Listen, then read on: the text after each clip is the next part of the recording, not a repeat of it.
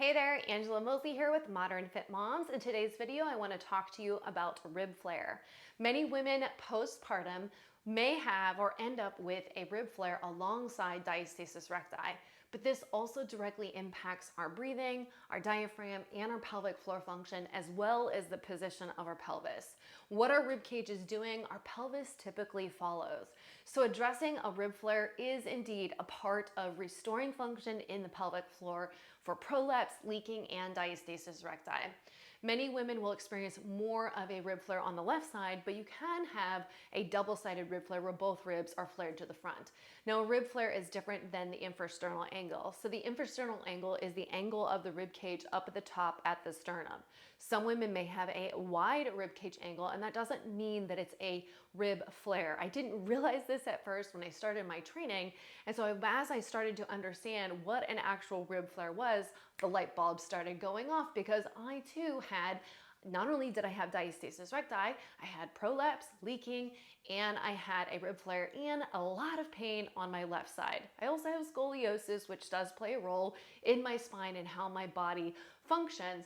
But when it comes to rib flare, you'll typically see not a bulge, but a flare of the ribs down at the bottom to the front.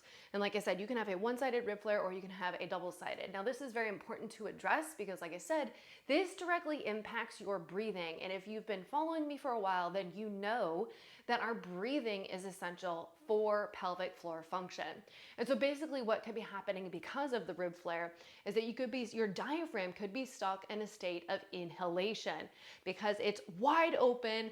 There's a lot of space for it to go. And so we really need to work on getting it down with our abdominals. But the very first thing that we want to look at is there compression in the rib cage on the back?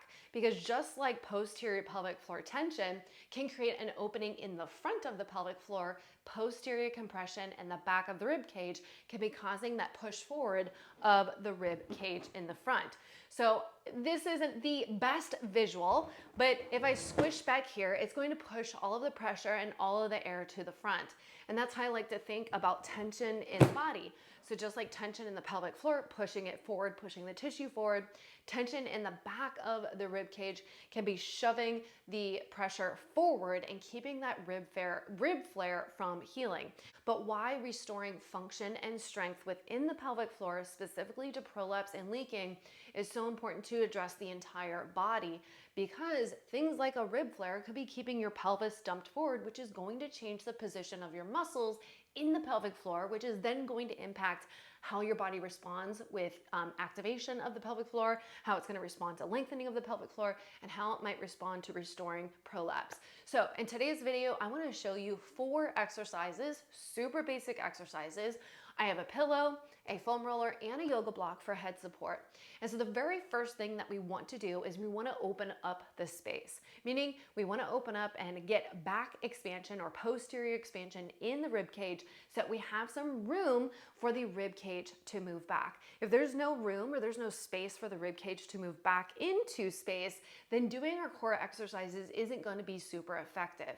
And so that's why we're going to open up this space with breathing first, and then we're going to go into some core exercises. So I've got 2 breathing exercises for you and then 2 core exercises.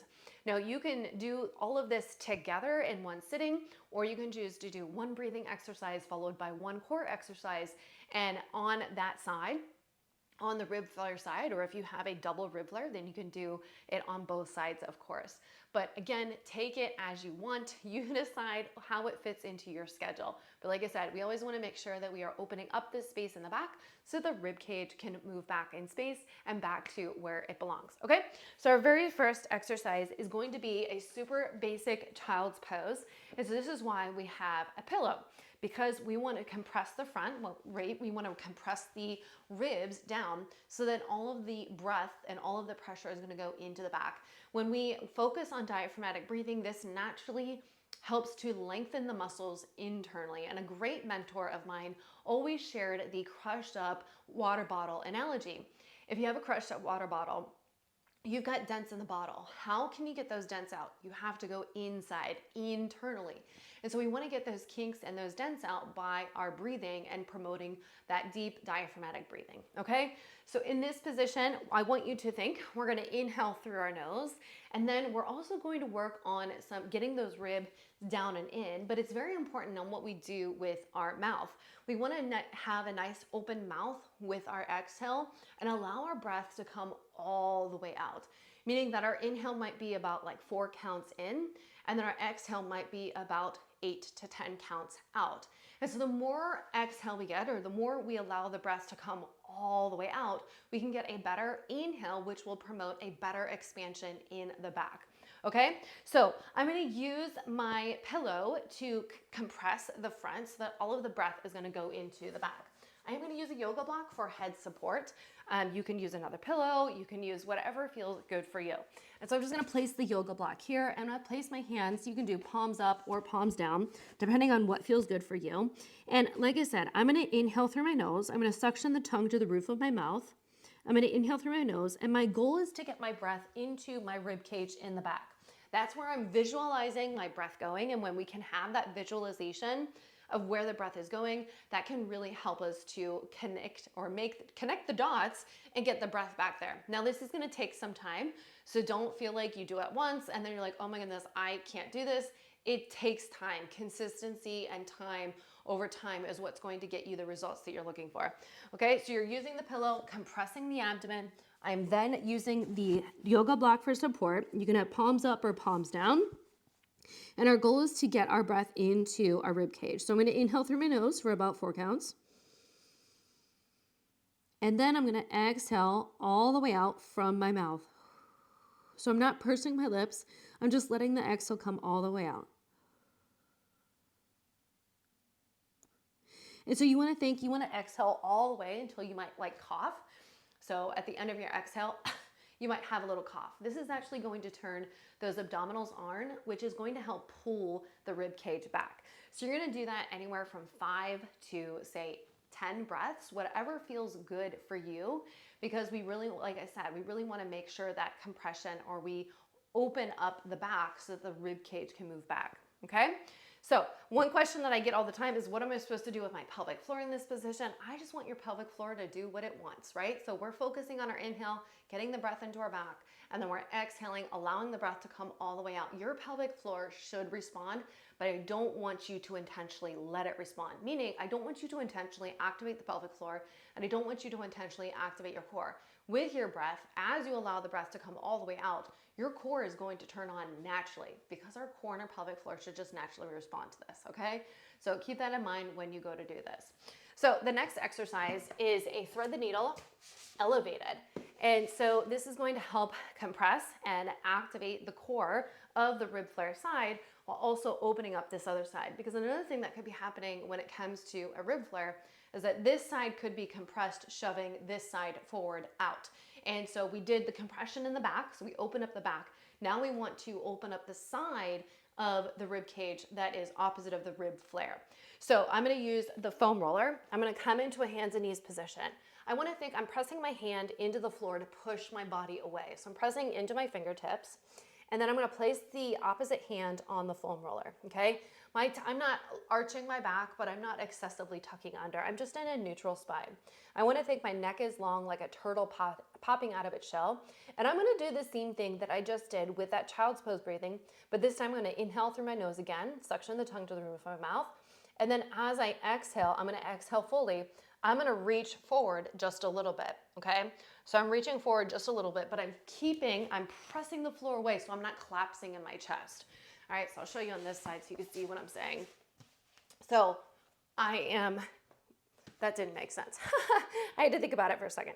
All right, so I'm here, I'm inhaling through my nose, and then exhale, I'm reaching through with my serratus here and with my abdominals to reach through. So my abdominals are gonna turn on, but I'm not collapsing. I'm not dropping all the way down, right? I'm just reaching through as I exhale. And same thing, I don't want you to think about lifting the pelvic floor. The pelvic floor and the core will naturally respond with your exhale, okay? So the same thing, we just wanna make sure that we're expanding on that opposite side and driving across to really get the rib cage to come down with our abdominals and our serratus, okay? So those are the two breathing exercises. You can play around with it. For the foam, thread the needle foam roller, you're eventually going to continue to move until you can't move anymore, and then you don't want to collapse like this, right? You want to keep it nice and tall, like your chest is proud, and you're going to continue to reach through with your neck nice and long, okay? So keep that in mind. Only go as far as your body allows it, all right? Then after you've completed your breathing exercises, then we can go into our activation exercises. So you are going to do the rib flare on the side. So we're gonna go into a side plank. I'm gonna show you an option on the bench. And what you can do is you wanna go onto the side that is flared. You're gonna be down on that side, all right? So the very first option or very first step is you wanna make sure that you're pressing your elbow into the bench or the mat and you're pushing away. I'm not sinking into my shoulder. I'm actually pushing into the bench to push myself up so I'm nice and stacked, okay? My front foot is gonna come out and I'm gonna have my bottom foot down, okay? So you can do a couple different things here. So we are compressing the bottom. So pretend like my rib flare is on this side. I'm pushing into the bench to push my body away, but we wanna think about breathing. So we're gonna inhale and our exhale is going to expand up onto this rib here. And so you can play around with your hand position, but if you reach overhead, then this is going to provide more opening here. Like I said earlier, if we have compression on this side, it could be shoving and creating that rib flare on the opposite side. So if I reach overhead, I'm inhaling, I'm thinking about inhaling into this space and I'm compressing down here.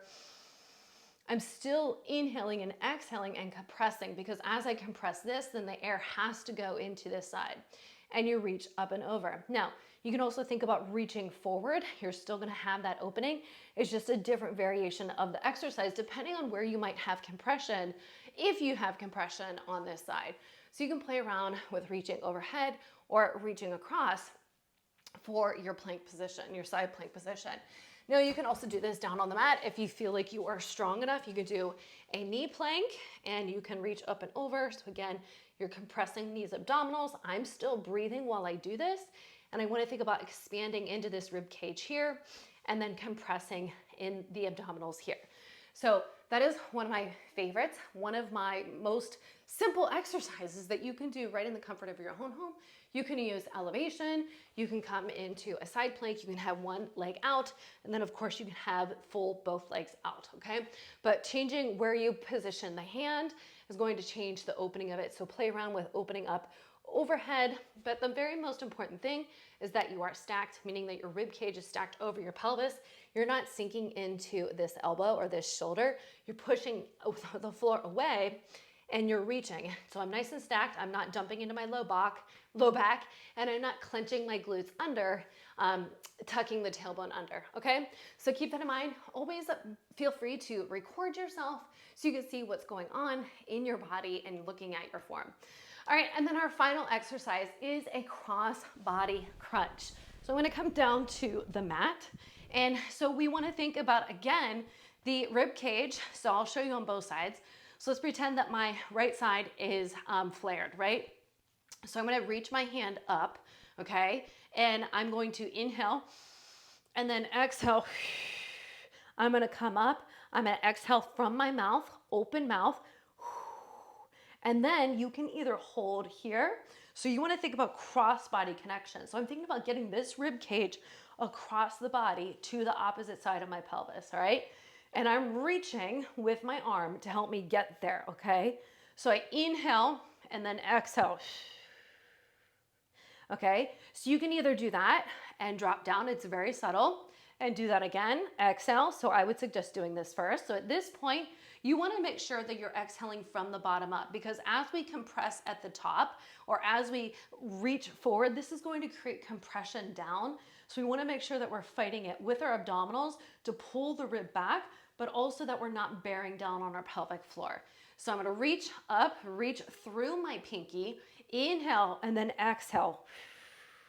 And then as you get better at this, you can think about reaching forward and more. So it's almost like I'm peeling my body up off the mat to reach, okay? So you can do 1 rep at a time, Or you can hold, inhale, exhale, and reach further and further with each exhale. All right, so play around with it. Again, the idea is to get the rib cage towards that opposite hip and reaching through with the pinky. And so you're reaching, you're inhaling, and then you're exhaling fully.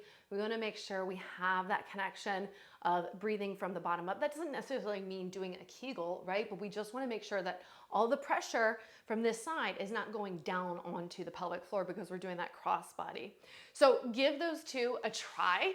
Well, not two, those four a try, starting with the expansion in the back and the side expansion, and then moving into the side plank with that side expansion, and then of course the cross body exercises. Now, if you're looking for a more well-defined, intentional plan to get back to lifting weights, to get back to running, to get back to jumping, while working through prolapse and leaking, rib flare, and diastasis recti, make sure you check out the All Access membership. I have now included my Core Lift program, my 12-week strength training program specific for moms with prolapse, leaking, and diastasis recti inside the All Access membership. So make sure you take a peek, and I can't wait to serve you next. Please let me know what else you would like to see on this channel.